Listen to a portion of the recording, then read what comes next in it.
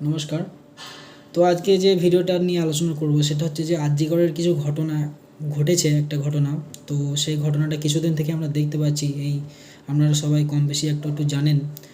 তো আপনারা যে ডাইরেক্ট সরকারের প্রতি ক্লেম করছেন, তার জন্য আমি আপনাদেরকে একটা জিনিস আজকে আমি তুলে ধরবো যে সরকারের প্রতি ক্লেম করাটা কিন্তু ঠিক নয়। কারণ দেখুন, এই সরকার, আমাদের ওয়েস্ট বেঙ্গলটা তো ছোটো নয়, অনেক বড় একটা স্টেট।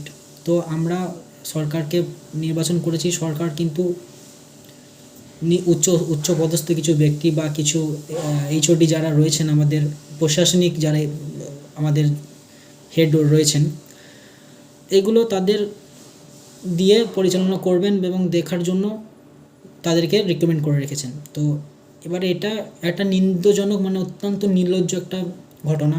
আমাদের মুখ্যমন্ত্রী স্বয়ং অন দ্য ক্যামেরা মিডিয়ার সামনেও বলেছেন যে এটা নিন্দাজনক ঘটনা, আমি নিন্দা করছি, এবং এটা সবাই নিন্দা করে, কেউ এটার প্রতি সমর্থন করে না, স্বয়ং আমাদের মুখ্যমন্ত্রীও না।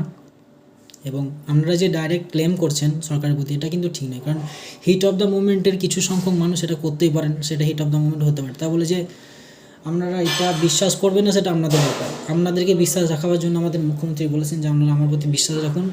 নির্দিষ্ট যে জিনিসগুলো, যে ভালোর সাথে খারাপ থাকবেই, তো খারাপ জিনিসগুলো যেগুলো আছে সেগুলোকে বেছে এগুলোকে ফেলে দেওয়া হবে, ঠিক আছে? যদি কেউ এরকম ঘটনা ঘটিয়ে থাকে তাহলে কিন্তু তাকে নির্দিষ্ট শাস্তি দেওয়া হবে। এটা শাস্তি দেওয়ার জন্য ঘোষণা অলরেডি করা হয়ে গেছে। এবং আমাদের দিদি এটাও বলেছে যে আমাদের রাজ্য সরকারের প্রতি যদি আমাদের আস্থা না থাকে, তাহলে আমরা সেন্ট্রাল থেকে যে কোনো একটা ইডি বা সিবিআই যাকে হোক একটা এই কেসটা দিয়ে আপনারা সেটা ইনভেস্টিগেশন করতে পারেন, সেটা আমাদের ব্যাপার। কিন্তু এটা আমি বলতে চাইবো যে আপনারা এইভাবে ক্লেম করার থেকে আপনারা দেখুন, মেডিকেল কলেজগুলো তো পরিচালনা করে কিছু প্রিন্সিপাল বা কিছু ম্যানেজমেন্ট বা কিছু সুপার। তো তাদের এইগুলো নিচু মানসিকতা। তারা যদি এরকম ঘটনা ঘটিয়ে থাকে বা এরকম ঘটনার সাথে যদি যুক্ত থাকে, সেটা তাদের আলাদা ব্যাপার। সেটা একটা নির্দিষ্ট আইনের মাধ্যমে, নির্দিষ্ট একটা ইনভেস্টিগেশনের মাধ্যমে এগুলোকে পরিচালনা, এগুলোকে দেখে তাদেরকে চিহ্নিত করে শাস্তি গ্রহণযোগ্য করা হবে। তো ডাইরেক্ট আপনারা একটা সরকারকে ক্লেম করতে পারেন না। হ্যাঁ, কিছু মিডিয়া আছে, কিছু দালাল মিডিয়া আছে, যে দালাল মিডিয়াগুলো এইভাবে এই ধরনের খবরগুলো পরিচালনা করছেন যে সরকার, গভর্নমেন্ট খারাপ, এই তাই হ্যান তেনা।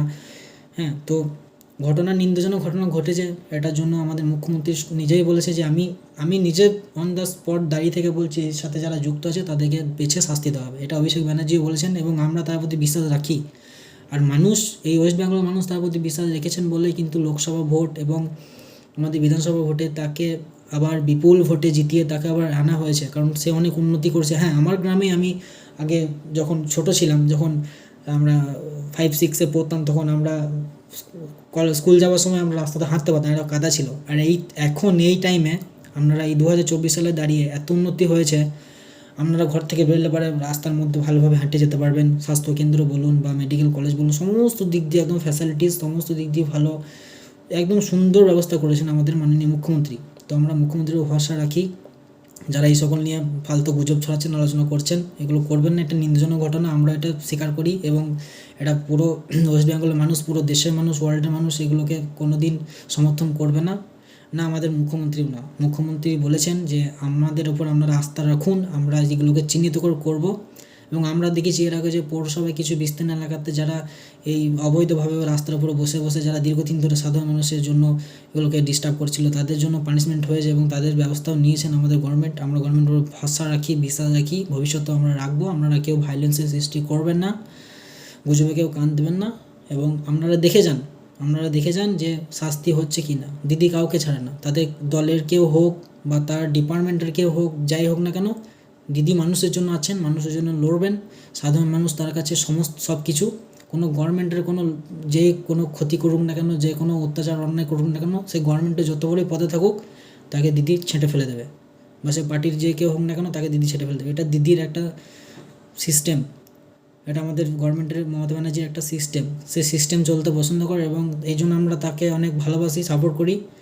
এবং আপনারা দেখুন, এইভাবে আপনারা অপপ্রচার করবেন না। সবাইকে ধন্যবাদ, নমস্কার।